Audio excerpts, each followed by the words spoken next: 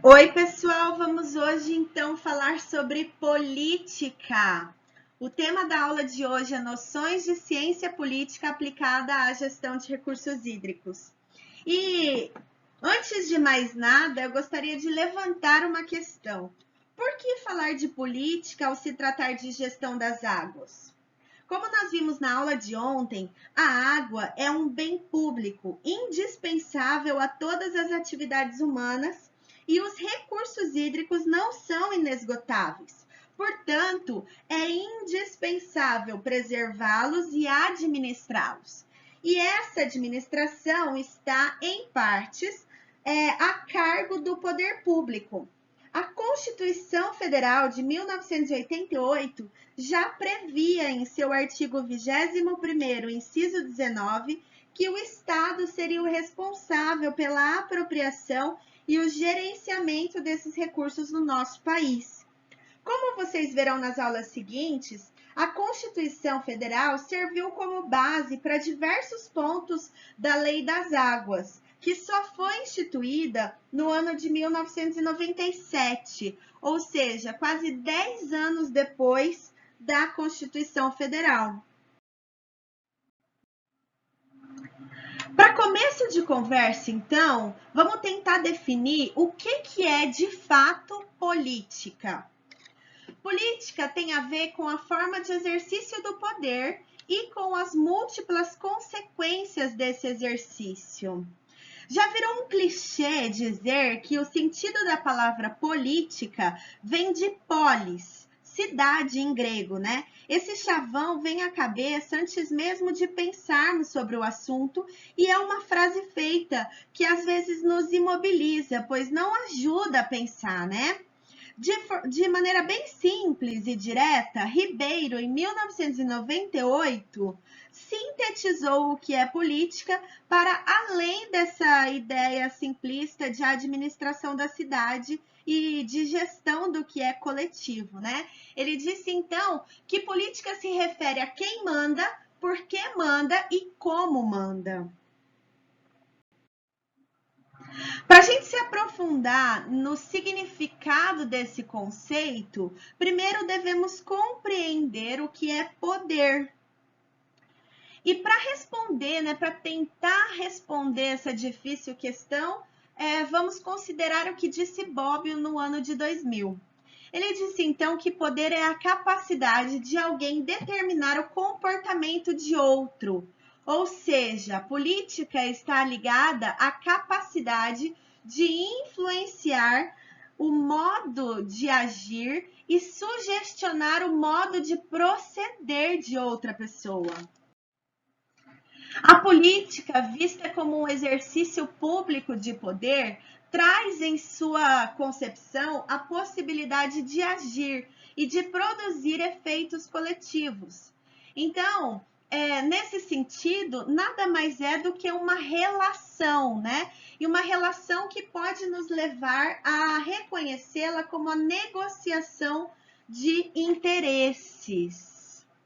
Política se liga, então, aqui diretamente ao exercício do poder, entendido não como um objeto a ser possuído, mas como uma relação em que as pessoas influenciam e têm o seu comportamento influenciado. Negociar esses interesses, então, é buscar acordos, mediar posições sobre determinados assuntos. Não se trata de comprar, vender ou trocar. Esse conceito de compra, venda e troca está muito ligado ao que a gente vê hoje em dia e é classificado como a política ruim, né? Aqui, então, a gente está falando sobre a origem da palavra interesse, né? Que é interesse, vem do latim e significa o que está entre os seres. Interesse, então, é a matéria-prima, a substância ou o insumo da ação política. Nós podemos concluir, então, que a política nada mais é do que a negociação para a tomada de decisões comuns. Arendt, em 2006, argumenta que é na interação com o outro que a política ganha forma, pois é nela que surgem assuntos compartilhados para a mediação dos interesses. E aqui casa com o que a gente também viu na aula anterior sobre conflitos de uso de recursos hídricos, né? Que esses conflitos, eles têm origem exatamente nos interesses diferentes de cada usuário de água, né? Então, a maneira política de se ver esses conflitos é a interação de interesses diferentes buscando acordos, né? E tomadas de decisões que beneficiem ambos.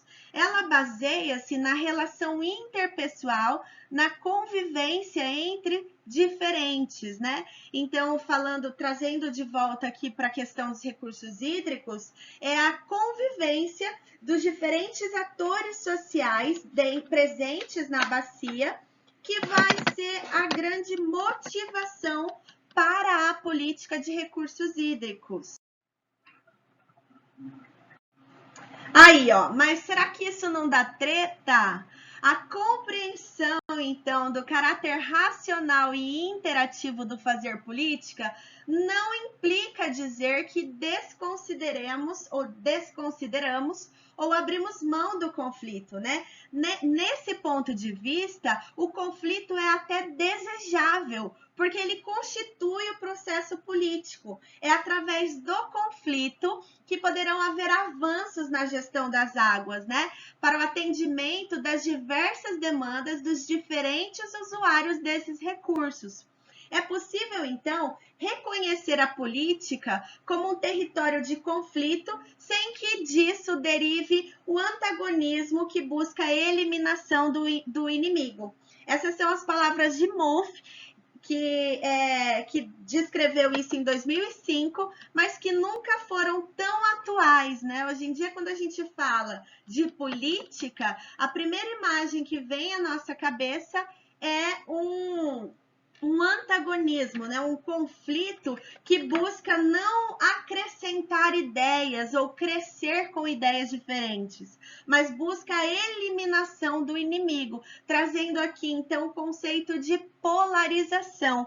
Não é disso que a gente vai tratar aqui nesse curso, tá, pessoal? Aqui a gente está falando de um novo conceito que é aprofundado aqui nesse trecho da mesma autora, tá? Da Mouffe, depois vocês deem uma olhadinha, e que eu trouxe aqui sintetizado para vocês, ó. Na democracia, é necessário que haja passagem do antagonismo que busca a eliminação do inimigo ao agonismo, em que os adversários reconhecem as suas diferenças. Esse agonismo é o modelo de condução da democracia proposto por essa autora, Chantal Mouffe, onde a participação social é tão robusta e favorecida que os conflitos eles são tratados como uma oportunidade de crescimento para as duas partes, né? Então, seria o processo político do ganha-ganha, né? É o contrário, então, do antagonismo, desculpa. O agonismo é o contrário do antagonismo. O antagonismo é essa visão política polarizada que nós temos tão latente nos dias de hoje. Uma dica só, quando falamos de instituições do sistema político, falamos de unidades administrativas dos 3 poderes da República, né? Que são o executivo, o judiciário e o legislativo. No entanto, gente, nessa disciplina, a gente vai se debruçar mais sobre os aspectos relativos ao poder executivo, que é o responsável pela gestão dos recursos hídricos, tá? Não que o poder legislativo e judiciário não influenciem ou possam interferir nessa gestão, mas ela está a cargo prioritariamente do poder executivo, tá bom? Trazendo aqui outras definições, Schmitter, em 1982, nos traz uma definição sobre política variando de acordo com sua função, seus recursos e seus processos, tá? É interessante lembrar de alguns conceitos, né? Está falando aqui de democracia, e a democracia é um governo em que o poder, em que o povo exerce soberania, tá?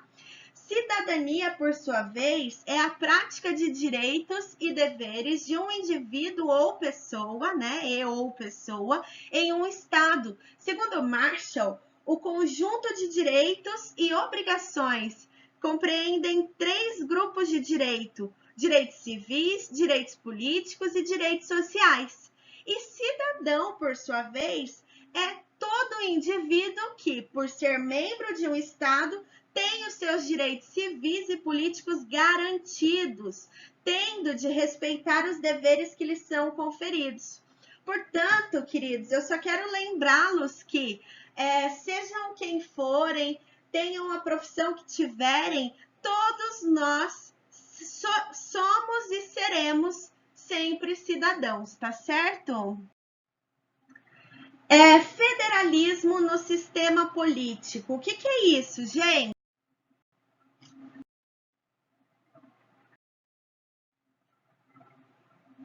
Então, pessoal, como a gente estava falando sobre o caráter relacional e interativo da política, sem que isso implique, né, na negação dos conflitos, é importante que nós identifiquemos os principais agentes do processo político, né?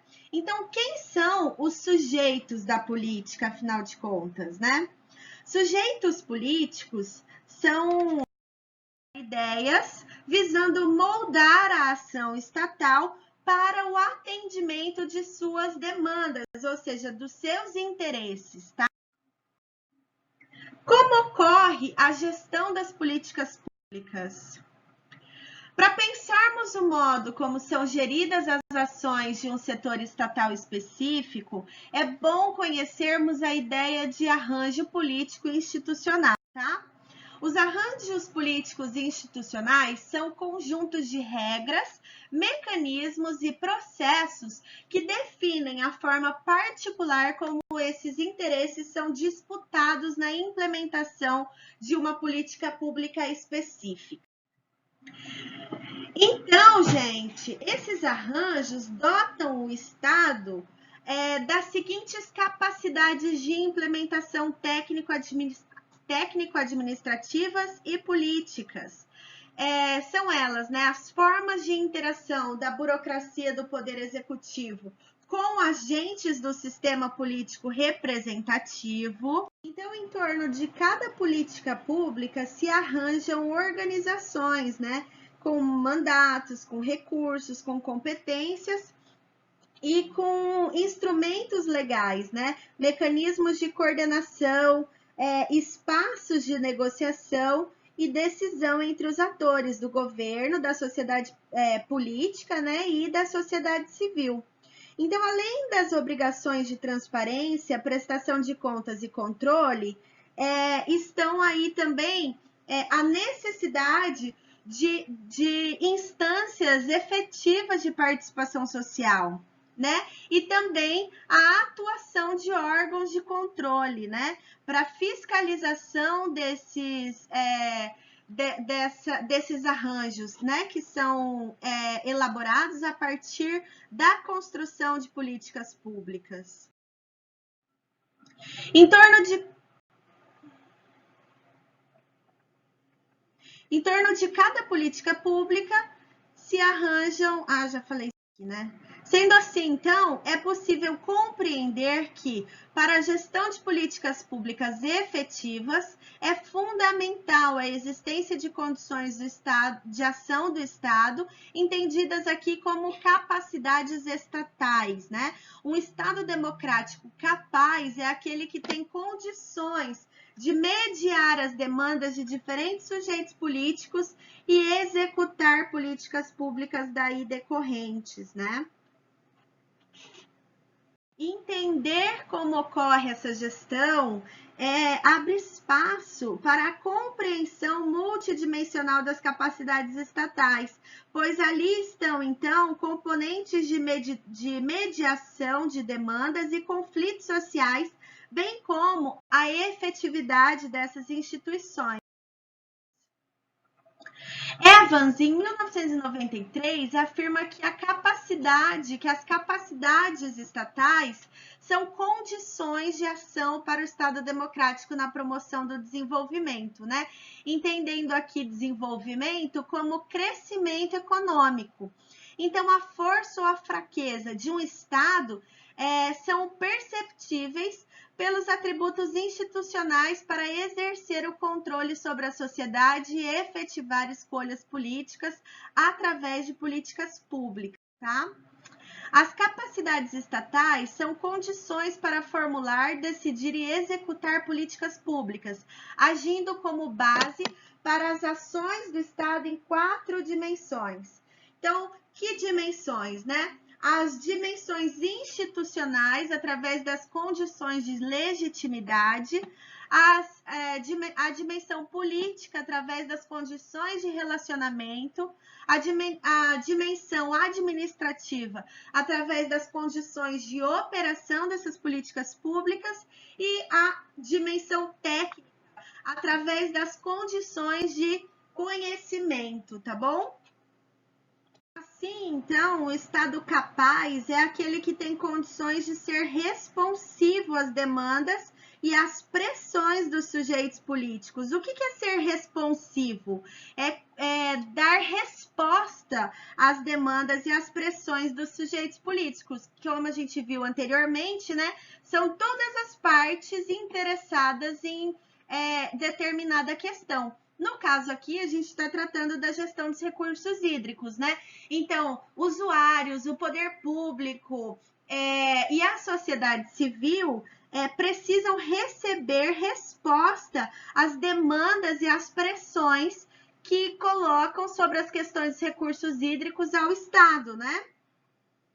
E ser hábil, então, a habilidade para mediar essas demandas sociais e manter as instituições que são efetivas na resolução desses conflitos. É isso que dá a capacidade, né, a força da ação estatal para a gestão de políticas públicas. Por hoje era isso, tá bom? Lembrando a vocês que eu vou colocar algumas questõezinhas dessa aula na plataforma mais tarde, tá? E essas questões, elas precisam ser respondidas aí até a semana que vem, tá bom, pessoal? Qualquer dúvida, eu vou abrir o fórum para vocês, para colocarem questões, para entrarem em contato aí para tirar dúvida, tá bom? Até lá então, gente. Bom trabalho. Mãos na massa agora, hein?